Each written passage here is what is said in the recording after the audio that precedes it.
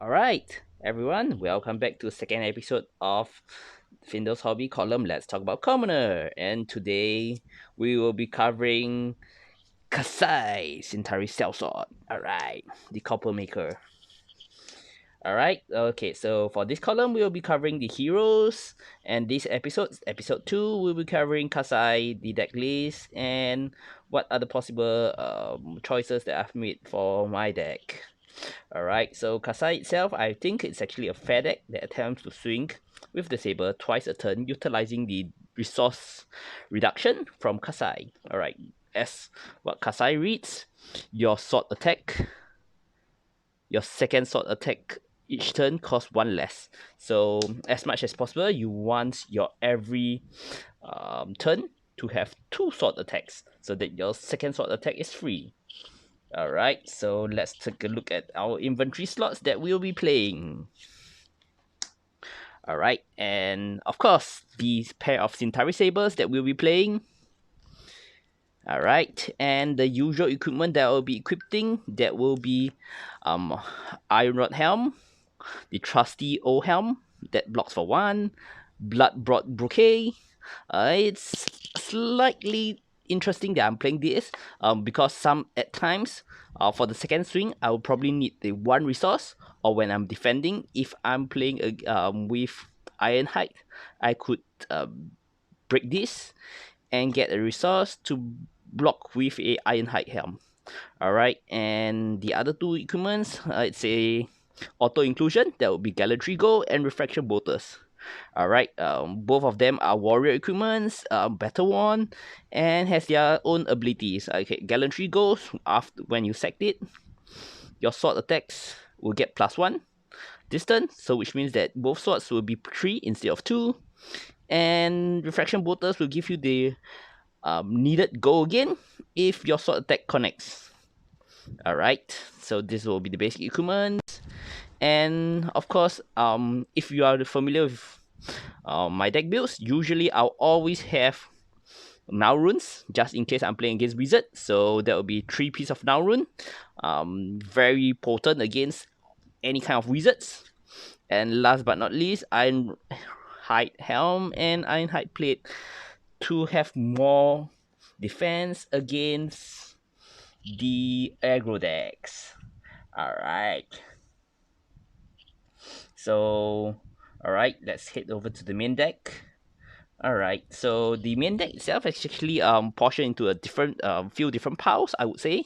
Alright, so one of the piles would be to giving it a boost, alright, to the attack of the sword swing. Alright, the second pile would be to give your sword swings, or rather the first sword swing, to have go again, so that you're able to utilize the Kassai's bonus of reduction on the second sword swing. So these are the cards that's auto inclusion. Alright, 6 of the driving blades, 6 hit and runs, and 6 blade runners. Alright, so of this combination of 3 sets of cards, the best would be Blade Runner, which costs 1 to be played out, and its attack reactions. The second best would be Driving Blade, which boosts your first attack and allows you to have go again. Last but not least, the card that's not really good, but I think it's an auto inclusion because you need the non-attack cards to give your sword attack go again. So the last inclusion would be hit and runs. So these are the cards that's a staple for this deck. Alright, so next up, like what I've mentioned, the palms. Alright, so the palms within the palms. Alright, so these 6 palms are auto inclusion. So these are 0 cost palms that that makes your sword +3. Alright, so Sharpened Steel, Outland Skirmish could be played on your first swing or second swing. Iron Song's Iron Song Response to be played when Reprise is active when opponent blocks with cards from his or her hand. Alright. And also in the swing, which is also the 0 cost palm, But it's slightly more conditional. It has to be the second swing in order for you to play it out. But it's one of the key cards because it's 0 cost for 3 additional power. Yep, which would often be overlooked at times because players might underblock, or if they overblock, that would be good. So that you may choose not to pump on that particular attack and reserve it for the next attack for the attack reactions. Alright, next up, the other reactions that I'm playing. Alright, a Stroke of Foresight. They are really good too. Allows you to sort of have a look on the top of your deck to see what you have, so that if you get attack reactions on your attack, you could play it out, or if not, you could put a card below so that you don't draw it, or put a card on top, back on top, so that you draw it on your end turn. Alright, Out for Blood is particularly good too.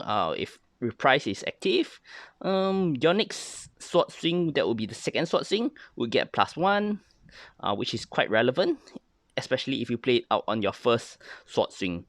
Alright, so the blue ones are more for pitchers, and the red ones are for the bonuses. Alright, and also Push Forward. So Push Forward is actually a good addition into this deck. It gives your second sword swing Dominate, and the blue ones are generally for pitch. The red ones to give it a +3 and Dominate. Imagine if you have a blue pitch, you play out attack with your Centauri Saber, play a Blade Runner, so that will use up 2 resource, and your second sword swing, before you attack with a second sword swing, you play a Push Forward. That will be utilizing your third resource. Then that's where it's particularly powerful. Your sword swing would be a 8 power with Dominate, which means that your opponent can only block with 1 card from his or her hand, and if he or she doesn't have any defense reactions in his arsenal, he'll be in for quite some damage. And next 2 cards, it's slightly more of a flexi slot, I think. Or rather, I would say the last card that I was playing is more of a flexi slot. Next up is the second swing. Alright, so second swing costs 1, but it pumps 4. So, and it's also only usable as the second sword swing. So it's something that's could be read by opponent. So it's good, but less powerful than attack reactions, I would say. Yeah. So next up, Batting Blade. Why I like this card, or why I'm playing this card, is that although as compared to Razor Reflex, which is 1 cost for a pump for 3, Biting Blade is a 2 cost. It pumps for 4 if there is reprise, and for your next sword swing, it's also a +1. Yep. So which means that your sword swing could be a +4, +1. There will be a 5 bonus for 2 resource. That's some sort like a overpower kind of card, and a common slot, whereby Razor Reflex is only a 1 resource and a fixed +3. So that's the reason why I'm playing with Biting Blade, because it does gives a bonus, additional 2 bonus if it's the first attack, and if I have the resource to actually play it out. So it does boost it quite a fair bit, and a fair portion. Yep, so just a reminder, these are the utility pumps, and these are the non-conditional auto inclusion, the 0 cost pumps for 3, and the auto inclusions, the go against for Kassai. Alright, so this is what I've covered for Kassai. If you think that this column is helpful to you, please do like, subscribe, and share this video so that more people would be able to take a look at this and understand more about this format. It is really a fun format, and it is a cheap format for anyone, be it, like, let's say if you're a new player coming in to play this game, it's good, cheap, you get to know of and learn how to play this game.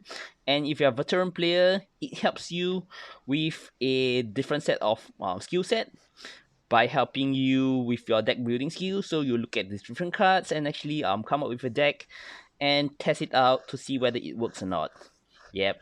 And that's all for tonight. And next episode we'll be covering another hero. Alright. And good night. Bye.